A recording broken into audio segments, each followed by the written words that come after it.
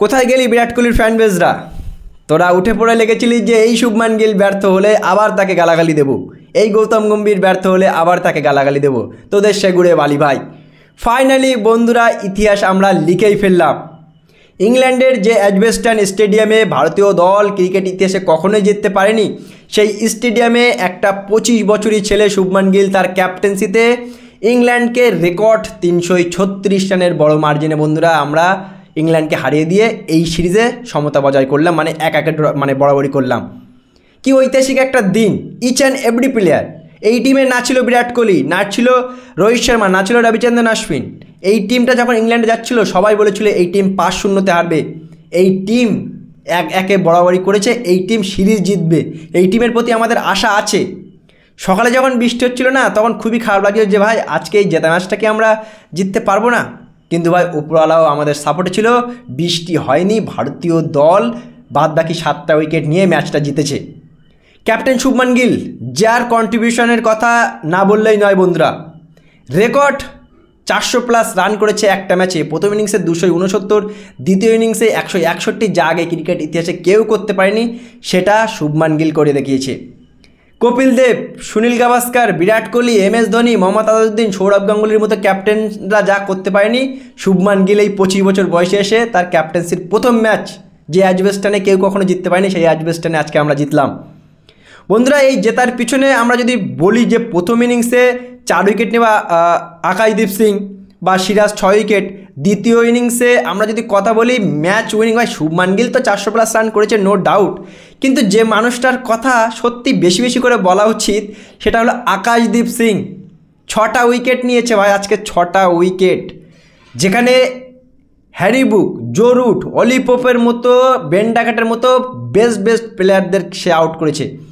আমি জানি আজকে শুভমান গিলকে ম্যান অফ দ্য ম্যাচ দেবে, কারণ শুভমান গিল 2টো ইনিংসে রেকর্ড করেছে, 400+ রান করেছে, একটা অসাধারণ মুভমেন্ট। কিন্তু আমার কাছে ম্যান অফ দ্য ম্যাচের থেকে কিন্তু কম নেই ওই 6টা উইকেট আকাশদীপ সিংয়ের।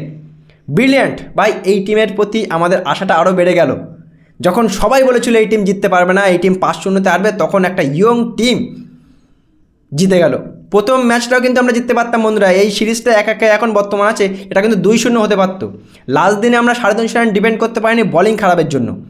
দ্বিতীয় টেস্ট ম্যাচে আমরা সেই ভুল থেকে শিক্ষা নিয়ে প্রথমে আমরা ব্যাটিং ভালো করলাম, তারপরে আমরা বোলিং ভালো করলাম। আর এই ম্যাচে কিন্তু বহু রেকর্ড হয়েছে। শুভমান গিল বা ভারতীয় দল একটা ম্যাচে 1000+ রান করেছে, যা আগে কখনোই করতে পারেনি। শুভমান গিল প্রথম ভারতীয় ক্যাপ্টেন যে 200 রান করেছে, 250+ রান করেছে ইংল্যান্ডের মাটিতে গিয়ে। মানে কত রেকর্ড বলবো বন্ধুরা, বহু রেকর্ড কিন্তু শুভমান গিল ইতিমধ্যেই করে ফেলেছে। আর যেটা সত্যি গর্বের বিষয়, যখন কেউ কখনো আশা করে না, তখন একটা ম্যাচ জেতানো, একটা ইয়ং টিমকে নিয়ে ম্যাচ জেতানো বা এই এত অসাধারণ পারফরমেন্স, স্যালুট ভাই শুভমান গিলকে। শুভমান গিল তার ক্রিকেট ক্যারিয়ারের প্রথম ম্যাচটা যেখানে জিতলো, যেখানে এর আগে 70 বছরের ক্রিকেট ইতিহাসে কোনো ভারতীয় দল করতে পারেনি। আমরা আশা করব শুভমান গিল আরও অনেক এগিয়ে যাক, বিরাট কোহলির রেকর্ড বা বহু বড় বড় রেকর্ড শুভমান গিল ভেঙে দিক, আমরা এটাই চাই। তৃতীয় নম্বর ম্যাচটা বন্ধুরা লর্ডসে হবে 10 তারিখে, 3 দিন পরে। আর আমাদের পুরোপুরি আছে আমরা লর্ডসেও জিতবো, এই টিম নিয়ে আমরা জিতবো। জাসপ্রীত বুমরাও কামব্যাক করছে, আর এই টিম নিয়ে কিন্তু আমরা লর্ডসেও জিতবো। আর একবার বলবো ওয়ান্স সেকেন্ড কংগ্রাচুলেশন শুভমান গিলের সহ প্রত্যেকটা ভারতীয় প্লেয়ার যারা আজকে এত অসাধারণ একটা পারফরমেন্স দিয়ে ইংল্যান্ডকে রেকর্ড 336 রানে ওদেরই ঘরের মাঠে হারিয়েছে।